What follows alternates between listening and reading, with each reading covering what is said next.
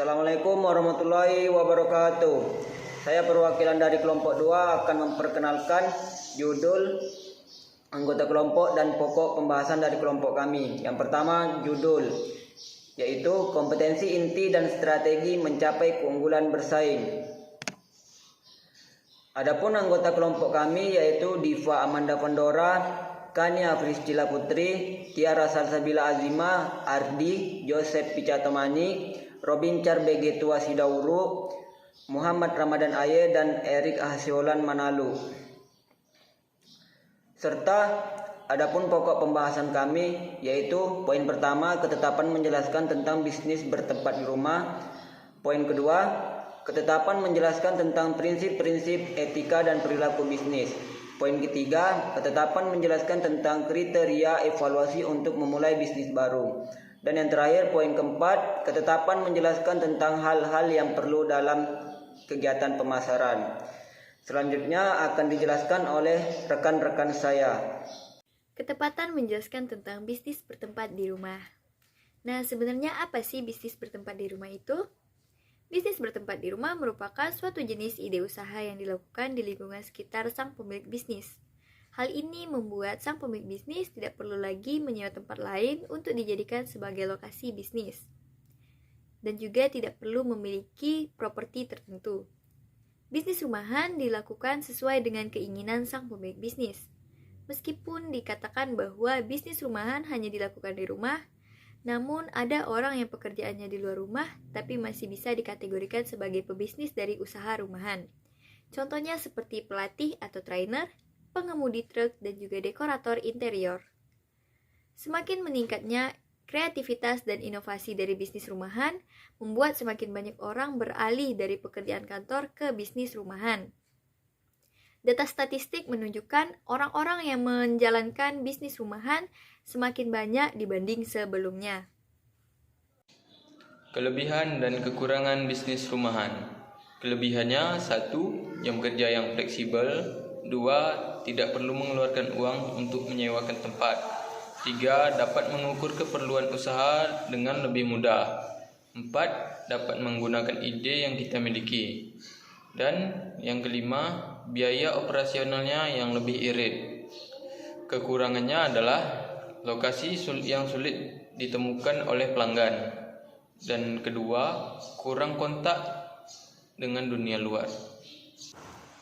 Ketepatan menjelaskan tentang prinsip-prinsip etika dan perilaku bisnis. Menurut Sonny Keraf, 1998, terdapat 5 prinsip yang dapat dijadikan pedoman untuk menjalankan praktik bisnis, yaitu 1. Prinsip kejujuran, menanamkan sikap apa adanya berdasarkan fakta, situasi, dan kondisi yang sebenarnya. 2. Prinsip otonomi, menunjukkan sikap kemandirian, kebebasan, serta tanggung jawab. Orang mandiri adalah orang yang dapat mengambil keputusan lalu melaksanakannya berdasarkan kemampuan sendiri tanpa adanya paksaan dari pihak manapun. 3. Prinsip saling menguntungkan, menanamkan kesadaran untuk saling memberikan keuntungan satu sama lain. Artinya, dalam setiap tindakan bisnis harus diusahakan supaya semua pihak merasa diuntungkan. 4. Prinsip keadilan, menanamkan sikap untuk bersikap adil terhadap semua pihak dengan tidak membeda-bedakan dari segala aspek. 5. Prinsip integritas modal, merupakan prinsip yang tidak merugikan orang lain dalam mengambil keputusan dan tindakan bisnis. 4. Ketetapan menjalankan tentang kriteria evaluasi untuk memulai bisnis baru, berbagai sumber ide untuk memulai usaha. Contoh ide kreatif dan inovatif untuk memulai bisnis. 1. Menjadi pembisnis yang unik dan kreatif. 2. Melakukan duplikasi yang lain. 3. Membuka usaha dengan fasilitas tambahan. 4. Memanfaatkan bakat dan keterampilan. Ketetapan menjelaskan tentang hal-hal yang perlu dalam kegiatan pemasaran. Berikut adalah 6 elemen penting untuk membangun dan mengembangkan strategi pemasaran produk. Yang pertama, produk.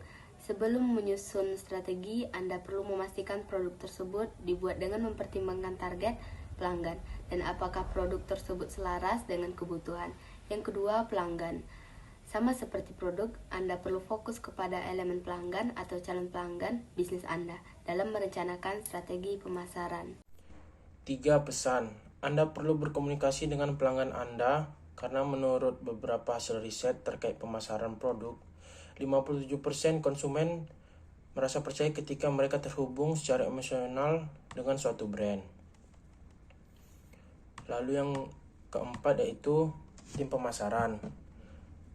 Itu mengembangkan mempromosikan suatu produk, membuat upaya dan kerjasama dalam suatu tim. Tim pemasaran produk juga harus membangun jembatan antara penjualan, pemasaran, metode, dan pengembangannya. Yang kelima, promosi. Memiliki produk yang solid dan strategis yang matang bukanlah suatu dari pekerjaan Anda. Pemilihan timing untuk mengeksekusi promosi produk juga sangatlah penting. Anda harus melakukan riset di pasar secara keseluruhan. Yang keenam, analisis. Anda hanya tinggal mengevaluasi kinerja pemasaran produk Anda. Elemen analisis ini penting agar strategi pemasaran produk benar-benar berjalan secara efektif.